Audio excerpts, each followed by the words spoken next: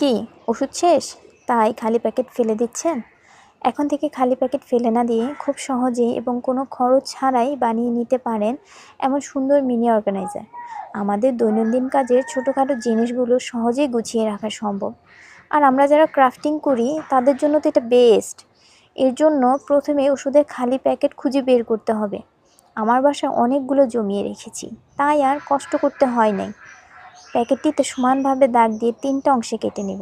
এবার একটা colour paper নিয়ে 3টা বক্সের জন্য 3টা ভাগ করে কেটে নিব। কাগজ বক্সের সাইজের থেকে খানিকটা বেশি নিয়ে কেটে নিচ্ছি। এবার একটা টুকরো নিয়ে তাতে গ্লু লাগিয়ে আগে থেকে কেটে রাখা কাগজের টুকরো দিয়ে ভালোভাবে মুড়িয়ে নিব।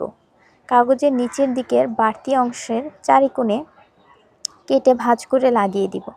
এতে বক্সের নিচের অংশ আগের তুলনায় অনেকটা শক্ত হবে। একইভাবে বাকি 2টা বক্সেও আমি কাগজ পেঁচিয়ে নিব। এবার অন্য একটা কাগজ থেকে 1.5 ইঞ্চি করে 3টা কাগজের টুকরো কেটে নিব এবং ছোট ছোট পেপার স্ট্র বানিয়ে নিব।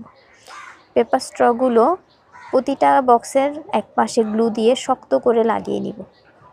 এবার একটা কার্ডবোর্ড থেকে 2টা গোল করে অংশ কেটে নিব।